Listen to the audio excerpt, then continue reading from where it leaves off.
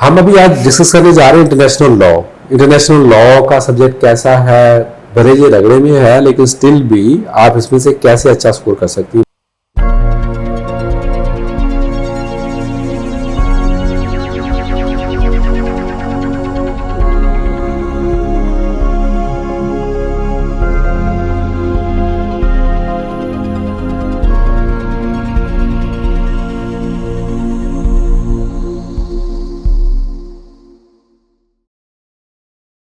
अस्सलाम वालेकुम जी स्टूडेंट्स, क्या हाल है आप लोगों के। होपफुली आपकी तैयारी अभी सीएसएस की अच्छी जा रही होगी, फाइनल फेजेस के अंदर है, एप्लीकेशंस ओपन हो चुकी हैं, तो आपका ज़्यादा टाइम नहीं लेंगे। आज हमने मैडम शहनीला को इनवाइट किया है। Thank you madam. Thank you so much for inviting me. हम अभी आज डिस्कस करने जा रहे हैं इंटरनेशनल लॉ। इंटरनेशनल लॉ का सब्जेक्ट कैसा है, भले ये रगड़े में है लेकिन स्टिल भी आप इसमें से कैसे अच्छा स्कोर कर सकती हैं। मैडम ने बताया कि इनके स्टूडेंट्स ने तो 90 प्लस तक भी स्कोर किया है, दैट्स वंडरफुल। और दो इसमें कोई शक नहीं, मेरे अपने एक बैच में था, ही स्कोर 92, तो sometimes give very high score. Madam का मैं थोड़ा सा इंट्रोडक्शन करा दूँ। मैडम ने एमफिल आईआर में किया हुआ है, बीएसबी आईआर में किया हुआ है। Madam has work with RSIR, research society of international law. Madam has also work with UN, और वहाँ पे इनका जो मेन जो एरिया ऑफ इंटरेस्ट था that was international human rights law and international humanitarian law. Similarly madam is teaching eight university of Lahore, और वहाँ पे ये आईआर और आई लॉ के सब्जेक्ट्स, क्योंकि ये इंटरडिसिप्लिनरी सब्जेक्ट्स हैं, तो ये दोनों सब्जेक्ट्स पढ़ा रही हैं। जी मैडम, आपको हमने यहाँ पे अभी इनवाइट किया है आई लॉ के रिलेटेड। सबसे पहले तो ये है कि आई लॉ का जो सब्जेक्ट्स है, जो मैंने अभी थोड़ा सिलेबस देखा है, तो सिलेबस से तो इतना डिफिकल्ट नहीं लगता, लेकिन पुराने पेपर या हम उठा के देखें तो ये ऐसा नहीं है कि हर कोई बंदा जर्नलिस्ट उसको कर सकता है। तो क्या इसकी प्रेपरेशन के लिए कोई ख़ास बैकग्राउंड चाहिए, या कि प्रेपरेशन आम स्टूडेंट भी इसको ऑप्ट कर सकते हैं? Definitely. First of all, thank you so much for inviting me for this interview. जो ये इंटरनेशनल लॉ का सब्जेक्ट है, इसको definitely because there are students coming from different backgrounds से आके आप सीएसएस में ये सब्जेक्ट पढ़ें, so definitely it can be done by any discipline. कोई भी डिसिप्लिन का स्टूडेंट्स जो आ रहे हैं वो इस सब्जेक्ट को ऑप्ट कर सकते हैं, एंड आई ऑलवेज इनकरेज कि इसको ऑप्ट करना चाहिए, बिकॉज ये कम सिलेबस है। कम सिलेबस में आप अच्छे तरीके से इसको प्रिपेयर कर सकते हैं। Let's suppose you can prepare this in 3-4 weeks, तो any discipline can join this, can opt this course. ये जो इंटरनेशनल लॉ का सब्जेक्ट है, दे कैन ऑप्ट दिस। अच्छा, ये आपने तो बड़ा मतलब कैची एक किस्म की बात की है कि जी इसको 3-4 वीक्स में तैयार कर सकते हैं, और क्या है कम सिलेबस है, तो सिलेबस थोड़ा सा आप डिफाइन करेंगी, how you compare it with the other subjects of CSS के जी ये इसका सिलेबस कम है और उनका ज़्यादा है। देखें आप, जैसे कि मैं, अगर आप देखें जो एक वो सेक्शन है सब्जेक्ट्स का, तो उसमें कॉन्स्टिट्यूशनल लॉ है और जो इस्लामिक लॉ है, और जो constitutional law, if you go for that, अगर तो आपका बैकग्राउंड नहीं है कॉन्स्टिट्यूशन, या है भी बैकग्राउंड, तो that's a lot of subject, मतलब बहुत ज़्यादा आपको टॉपिक्स प्रिपेयर करने पड़ेंगे। You need to have now all the articles जितने भी आपके पास अवेलेबल हैं। इंटरनेशनल लॉ में जो सिलेबस है, this is in front of me, इसमें यू हैव लाइक जो मेजर टॉपिक्स हैं, they are like 8-9 major topics हैं, लेकिन वो मेजर टॉपिक्स भी दे आर फर्दर डिवाइडेड। अब if we talk about, let's suppose nature, origin and basis of international law, so this is one topic. So let's suppose if you do one topic every day, you can prepare it in 10 to 15 days. But then you have to focus on only this subject, because people they do एक दिन में थोड़ा time एक subject को देंगे, एक दिन।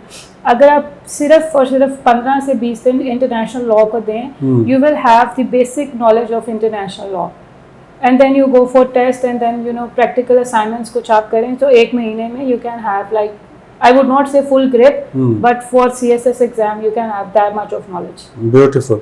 अच्छा, अभी आपने तज़किरा किया सी लॉ का, मेरा लॉ का बैकग्राउंड नहीं है ऑब्वियसली, तो ये कुछ एक नेचर सी टेंडेंसी एक होती है, कहते हैं जी आई लॉ को आईआर के साथ ऑप्ट करें, सी लॉ को पॉल साइंस के साथ ऑप्ट करें, तो ये क्या मस्ट है कि भाई जो सी लॉ वाले हैं या जो पॉल साइंस पढ़ रहे हैं वो आई लॉ ऑप्ट नहीं कर सकते, या जो आईआर वाले हैं वो सी लॉ ऑप्ट नहीं कर सकते? कोई इसमें ओवरलैपिंग है, कोई बेनिफिट होता है इस चीज़ का? Definitely, I would say because this is not a degree course. You are not going to study this for the full year, full 2 years or 4 years. So इसमें यह है कि international relations and international law, they are very much interlinked. Okay. If I give you an example, अब let's suppose कि जो history of international law है और history of international relations है starting from the same time. और आप अगर आप UN की बात कर रहे हैं international law में, आप treaties की बात कर रहे हैं international law में, so you are studying the same topics in international relations. So I would say कि international law की जो application है, you can do this in international relations. So अगर आप international relations opt कर रहे हैं, the perfect match is to opt international law. Because अगर आप एक की तैयारी कर रहे हैं, it will going to help you for the second subject. International relations के लिए भी आपको, let's suppose कि आप कोई theories वगैरह पढ़ रहे हैं, अब एक ये टॉपिक है जैसे यूज ऑफ फोर्स का, इंटरनेशनल ह्यूमैनिटेरियन लॉ का, इंटरनेशनल ह्यूमन राइट्स लॉ का, so this is all covered in international relations as well. So I would definitely say कि if you are choosing international relations, you have to choose international law as well. अच्छा, अब इसमें एक थोड़ा सा एक issue आ रहा है, क्योंकि मैं ऑब्वियसली स्टूडेंट्स को हम मेंटोर कर रहे होते हैं, गाइड कर रहे होते हैं. सीएसएस में एलोकेशन जो है ना, उसका बहुत ज़्यादा आपको पता है कि रिलायंस होती है आपके स्कोर पे. पास फेल आप इंग्लिश ऐसे कंपोजिशन में होते हैं. 95% स्टूडेंट्स पास और फेल इन इंग्लिश ऐसे आर कंपोजिशन. अब आपकी एलोकेशन आपको पुलिस मिलनी है या पोस्टल मिलना है, वो आपका डिपेंड करता है ऑन योर स्कोर. अच्छा, अब लाइक 1 or 2 years ऐसा हुआ है कि शायद पेपर भी बड़ा डिफिकल्ट आया है. मैंने पुराने पेपर देखे, आपके साथ हम भी डिस्कस कर रहे थे कि उन्होंने पेपर बहुत मुश्किल बनाया. 17 वाला बड़ा आसान है, 19 वाला देखें तो आपको पढ़ के थोड़ा सा डर सा लगता है कि ये क्या है. ठीक है, तो व्हाट आर द टिप्स? आप अगर मैं आई वांट टू स्कोर, चले 90+ में ना स्कोर करूँ, आई वांट टू स्कोर 70+ या 75% तो मेरे स्कोर आ जाए, तो व्हाट आर द टिप्स आप देंगे कि आप ये काम करें तो आई कैन अश्योर यू कि आप अच्छा स्कोर ले लेंगे? जी, अब देखिए, अभी हम डिस्कस कर रहे थे कि इंटरनेशनल लॉ जो है, अभी हम बात कर रहे थे क्रैश कोर्स की. सो this is not the subject जो आप क्रैश कोर्स में कर सकते हैं. This is not sociology. Sociology is one subject जो आप एक वीक में भी इसको कवर कर सकते हैं. जेंडर स्टडीज है, जेंडर स्टडीज जो है उसको भी, मतलब आप 3-4 डेज में भी चाहें तो सोशियोलॉजी कवर हो सकती है आसानी के साथ. इंटरनेशनल लॉ जो है, I would say this is like bit of technical subject. So इसको आपको टाइम देना जरूरी है.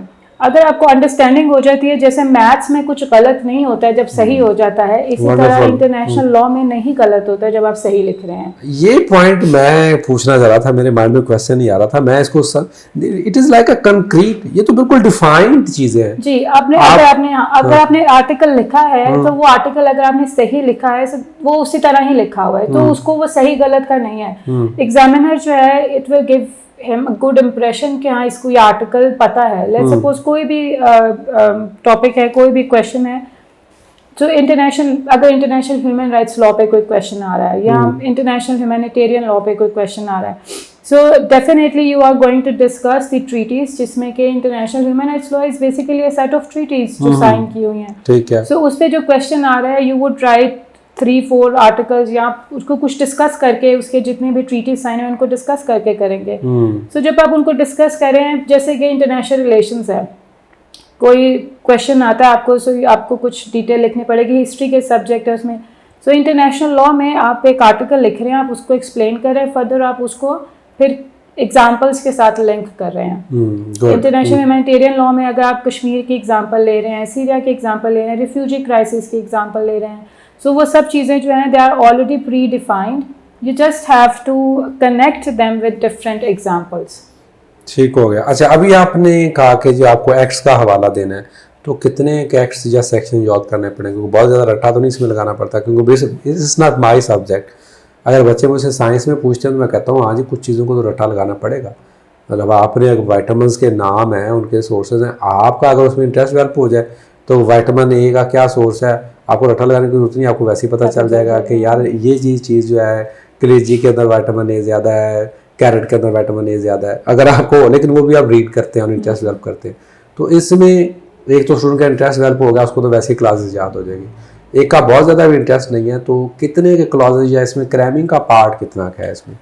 देखें, जैसे कि इसमें क्वेश्चंस भी जो मैंने देखे हैं पुराने, और इसके जो सिलेबस भी है, सो आई डू नॉट एनकरेज रट्टा लगाना इंटरनेशनल लॉ में कि आपको ये मतलब दिस इज जैसे कि सिलेबस इस तरह दिया हुआ है, but this is not a small subject. कोई भी सब्जेक्ट छोटा सब्जेक्ट नहीं है कि आप फौरन उसको रट्टा लगा लें।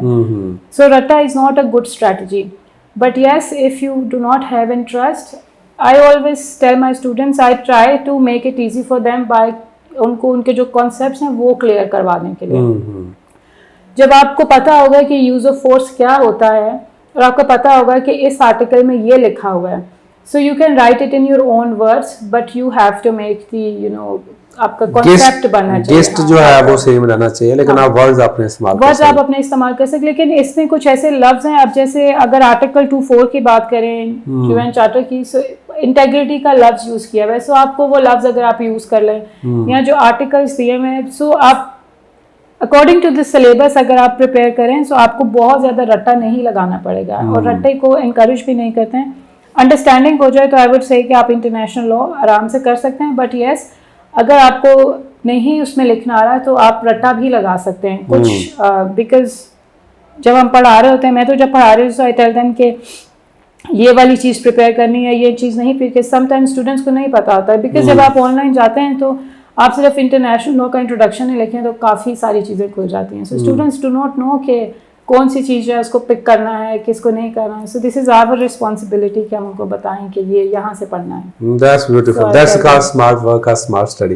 तो ये हमारा नेक्स्ट क्वेश्चन जो है वो इसकी रीडिंग्स ऑब्वियसली कोई बहुत ज़्यादा तो नहीं है क्योंकि डिफरेंट लॉज है, कोई वन बुक कंपाइलेशन है। नॉर्मली तो वैसे मैं भी स्टूडेंट्स को कहता हूँ कभी सिर्फ एक बुक पे रिलाई ना करें, क्योंकि अगर आप वैरायटी क्रिएट करना चाहते हैं तो you have to read from different sources. तो इसका रिकमेंडेड टेक्स्ट आप क्या रिकमेंड करते हैं कि एटलीस्ट ये एक किताब आप कंसल्ट करें और प्लस इसके साथ आप जी जो मैं because I teach in university and it's been 3 years now I have been teaching university, और जो CSS के स्टूडेंट्स को भी पढ़ाते हैं, मैल्कम शॉ की किताब है। इट्स अ लेंथी बुक, इसका 8th एडिशन आ चुका है। लेकिन अगेन आई वुड से कि you do not have to you know cram all of that book. अगर आप अपने नोट्स बना लें, that is the best strategy. Malcolm Shaw, MALCOLM, let me write it down. Okay. Malcolm. Okay. MALCOHM. Malcolm Shaw. SHAW. जी। Beautiful. ठीक है।